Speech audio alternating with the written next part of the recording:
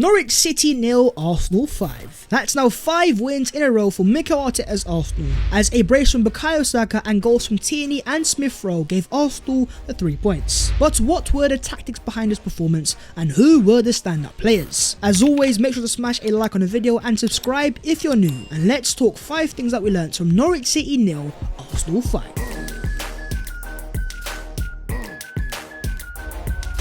First things first is Bukayo Saka's arrogance. 20 years of age, the Arsenal star boy was on fire today, 2 goals and taking the absolute mick out of Brandon Williams. What we are seeing now is a Bukayo Saka playing with confidence and for me just a little bit of beautiful arrogance. And in terms of his game by the numbers, 100% take-ons completed, 6 ball recoveries, 5 touches in the opposition box, 3 shots, 2 chances created, 2 shots on target and 2 goals as well. He loves a boxing day. He was on fire today, and in terms of Brandon Williams, I feel sorry for you. And let's not forget, once upon a time, a long time ago, United fans were comparing Brandon Williams to Bukayo Saka. But in this game, Bukayo Saka of course once again showed his overall class. And in terms of his 2 goals, they were both the same finishes, bottom corner, finesse into the bottom corner. And what we're seeing now is a Bukayo Saka that every time he gets the ball, he understands how good he is. Because in terms of opposition teams, they are double and triple teaming Bukayo Saka because they know how good he is. But in terms of Saka himself, in the past he's been a bit of a nice guy. We did see a lack of a killer instinct.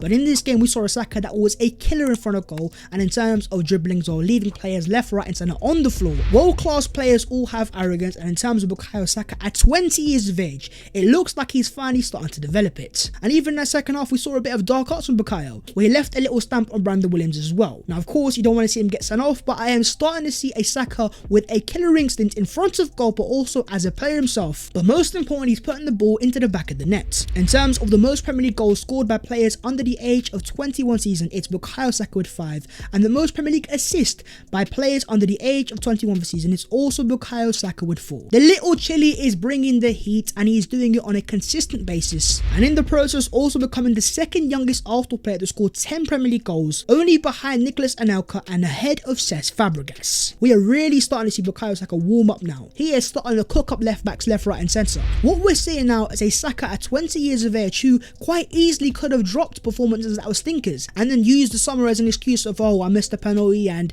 the fans were against me and the media was against me. But despite of the boos from the away fans and the chants about Saka, this guy has come in and he has said, listen mate, I'm going to violate your left back in front of you and make sure you're booing me, but not because of my penalty miss, but mainly because I'm ripping your left back apart. What did you guys make of the Arsenal star boy, and was he your Arsenal man of the match? But talking about the Arsenal star boys, of course a certain Emil Smith Rowe also scored a goal, and here's a stat for you guys. Smith Rowe has now scored 8 goals in the Premier League this season. Only Mo Salah with 15, Jota and Jamie Vardy have scored more this season. The 4th highest Premier League goal scorer, and this guy isn't even starting for Arsenal. To put that into context, last year a certain Bruno Fernandes had a great year when it comes to scoring goals. But in terms of non-penalty goals, he only scored 9. Halfway through the season, Smith Rowe at 21 years of age and yet to complete a full Premier League season already has 8 non-Premier League goals, higher than a certain Cristiano Ronaldo. And by no means is that slander towards other players, but for me it's more how good Smith Rowe has been and the great company that he's currently playing with. And that also means Smith Rowe now has 10 goals and assists halfway through the season. And going back to the start of the year, of course, he did say I'm hoping to get 10 goals and assists this season. Halfway through, we've already accomplished that. Smith Rowe, tick it off the list, and that's now 4 consecutive goals off the bench or ESR. The fact that he's not even starting for Arsenal yet still scoring goals. When you talk about putting goals and assists on the table,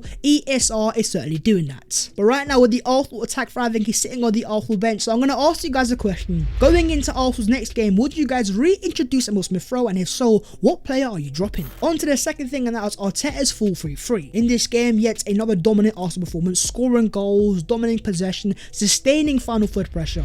And even in terms of the expected goals, Norwich 0.19, Arsenal 2.65. So not only are Arsenal making chances but also limiting opposition XG, Arteta's Arsenal is starting to dominate. And it's because of that I've noticed that there has been a slight little tactical change. And I've mentioned this in the past, but since the reintroduction of Granit Xhaka, Arsenal are playing more of a 4-3-3. And as Matthew points out, we are once again seeing a 4-3-3 in this game. Martinelli is hugging the touchline in the first and second phase, Xhaka moves further forward to leave Partey as a 6, Tierney is deeper, Saka is hugging the touchline on the right, Odegaard is in the right half space occasionally dropping deep, Tierney overlapping while Martinelli comes inside in the final third. White is taking up an inverted position, and Xhaka and Martinelli are combining very well on the left hand side. We are not seeing a Xhaka and Partey midfield partnership. We are seeing a Granit Xhaka playing as a box-to-box midfielder, and even his stats stunner, and he is now affecting the final third. And this can be shown by the fact that Xhaka created more chances with 3 and completed more attacking third passes with 23 than any other player against Norwich. Xhaka has never been a box-to-box midfielder. He's always been a player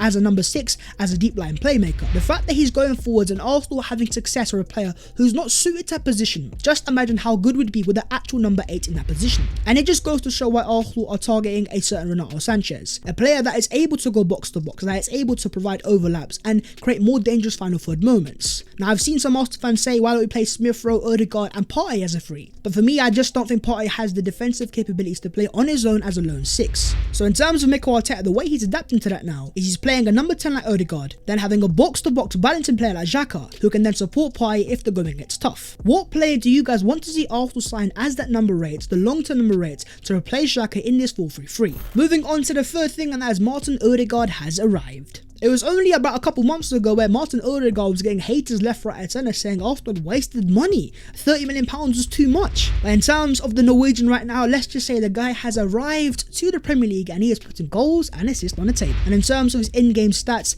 an 87% pass accuracy, 75 touches, 23 passes in the final third, 4 times won the ball back, 3 shots the most in the game, 2 assists and 2 fouls won as well, the joint most. What we are starting to see now is the true Martin Odegaard, a player that is so smooth in the final third that is able to make things happen, and the quality is simply undeniable. But in terms of Odegaard, he's always been great at dropping deeper and great in the build-up phase, but some fans have questioned his overall ability to get goals and assists. But in terms of Martin Odegaard, he has replied emphatically, because as Squawker points out, no player has been directly involved in more Premier League goals in December than Martin Odegaard, with 3 goals and 3 assists. Goals and assists, you say, my friend? We're putting them on the table. And with the 2 assists in this game, Martin Odegaard has as many assists today as Jack Grealish and Mb Buendia have managed in the whole season. I don't really care about Buendia, but in terms of Grealish, a £100 million signing, a great created last season. As it stands, Martin Odegaard is playing a level above a £100 million player. And at £30 million,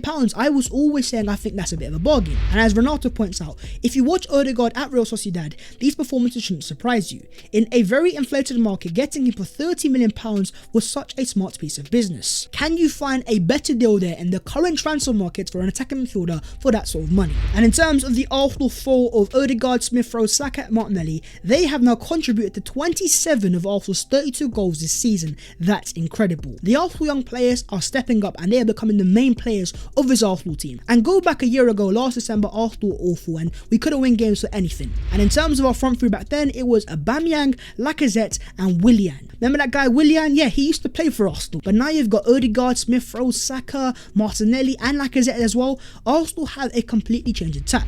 And even though they are still so young, they are putting the numbers on the table right now. Just imagine how good these players can be once they reach their full potential. Moving on to the fourth thing, as Ben White inverted right back. Prior to this game, Arsenal had a right back crisis, because as Arsenal tweeted out, Cedric Tomiyasu and Maitland-Niles all miss out on today's squad after testing positive for COVID-19. Get well soon, lads. So with all of Arsenal's right backs unavailable, it was a massive ask for Benjamin White, who of course is a centre back by trade. But let's just say in terms of Mr. Benjamin, he certainly stepped up, getting an overall 7 rating with 1 clearance, 2 interceptions, 3 tackles, 4 ground duels won and 4 aerial duels won, and also having 1 successful dribble. In a weird way, in terms of profile, Ben White is actually very suited to playing as the inverted right back in Arteta's system. And even as EBL pointed out before the game, Ben White is very much so suited to that inverted Tomiyasu role, whilst being capable of drifting forwards into the half space and offering quality passes forward.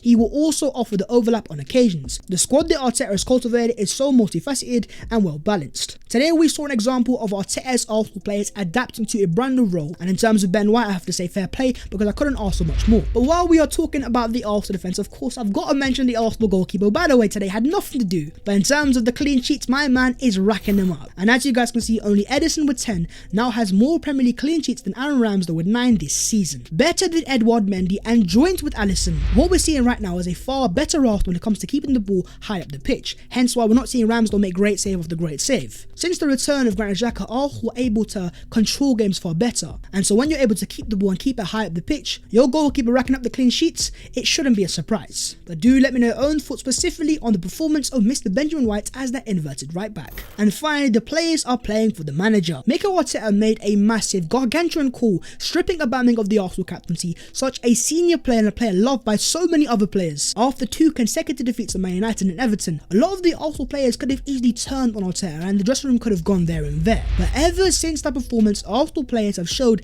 they are still supporting and backing their manager. Because since then, Arsenal won 5 games out of 5, scored 19 goals and only conceding 2 goals in the process. The fact that the Arsenal attack is clicking and clicking this good after Aubameyang says a lot about this Arsenal team and how much they support the manager. But you also have to give credit to Alexander Lacazette, who even though is not as good as Aubameyang when it comes to putting the ball in the back of the net and making runs in behind, his link-up play is actually really good. And that's why when you have stats like Arsenal have scored 4+ goals in 3 consecutive matches across all competitions for the first time since September 1991, this Arsenal attack is starting to click and Lacazette is a massive part of it. But the fact that most likely he's going to leave Arsenal at the end of the season, imagine how good this Arsenal attack might be with a proper number 9 who's able to link up the play but also score goals and put the ball in the back of the net on a more consistent basis. Potentially, just potentially, Arsenal might be cooking. And in terms of Arteta after the game, he says the support that we're getting in every ground from our supporters is very much linked with the way we can transmit the way we want to play. When Arsenal are not conceding goals and scoring a lot of goals in the process, dominating games, of course us Arsenal fans are gonna be smiling. And let's just say in terms of this Boxing Day, Arsenal knocked out Norwich City. And in terms of Boxing Day, on this day in 2020,